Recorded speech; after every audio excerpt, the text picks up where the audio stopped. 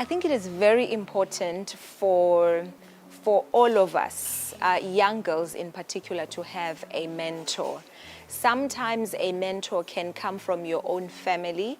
My story really has got a lot of influence from my grandmother and from my mother. And so I would say they were the earliest mentors. Mentors are not necessarily professionals, that you don't know who are in business. They can be anyone. They can be an aunt. They could be anyone who make themselves available, that whenever you encounter a challenge and you are not sure how to proceed, you are able to seek for advice and guidance from those people. So I think mentorship is absolutely important, because you do need someone who has already gone ahead of you, someone who has already dealt with the challenges that you are still trying to figure out, and they can advise you and they can mentor you and they can be there even when you fail, even when you think that things are not working out. So I was very fortunate growing up that even though my life wasn't perfect, but I had very strong women around me who provided that support. I've definitely been in many leadership positions in my professional career, working with government, working with the private sector, as well as the non-profit sector. And I think I started playing a leadership role even before I got appointed into formal leadership roles. So one of the things I would say to young girls, to women, is that leadership is not just about a title or a position. You don't wait until you get promoted or you get into a company. You can take leadership at home. As young girls, we often take leadership, My mother would tell me, before it gets dark, the curtains and the windows must be closed. You need to take the clothes and, from outside, unhang them, fold them, bring them inside the house. And when you learn those small things that need to be done and you take leadership to a point where you don't need to be told, someone now knows that Nothemba is in charge of this. You never have to worry, because when she is at home, the curtains, the windows, the clothes, everything will be sorted. That is leadership. It's about being able to take instructions and guidance and do them in such a way that when you have been given that responsibility, no one has to worry about it anymore. Things have not been easy at all. I did talk about, the breakdown in terms of my family and how it affected the way that I felt I did not have a sense of belonging.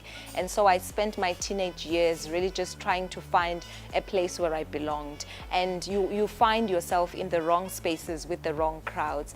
And that became very difficult for me. But I think the experience of being a Christian and just being internalizing those Christian values and principles, and being someone who acknowledges the role that God and faith plays in my life, it has really been a game changer for me. And I would really say that the role of faith is absolutely important, because what faith does is that it enables you to believe in yourself when other people don't believe in you.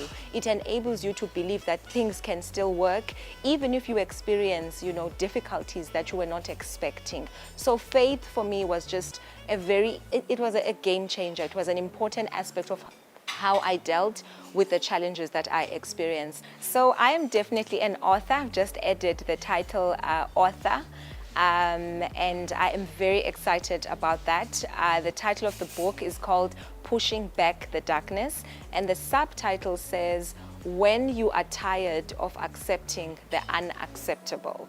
And that subtitle comes from my earlier years of growing up and how I felt I accepted things that were really not acceptable. When you're trying to fit in and you don't have a sense of belonging, sometimes you just take whatever people give you because you are desperately trying to fit in.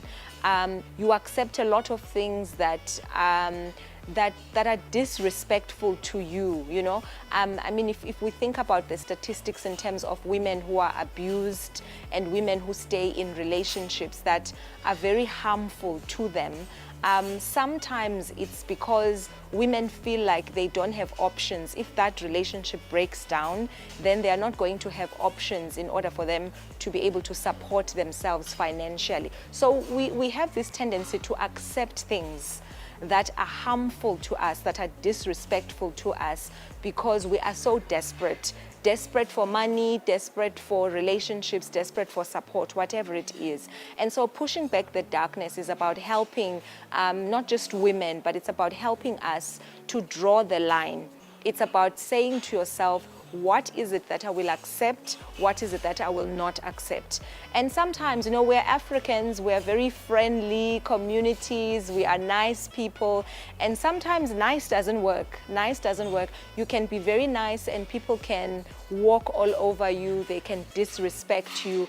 And so pushing back the darkness is about drawing those boundaries and helping people along that journey. When you feel uncomfortable with saying no, it's about giving you expression to say that when you have come to a place where you feel something is unacceptable to you, how do you navigate that space?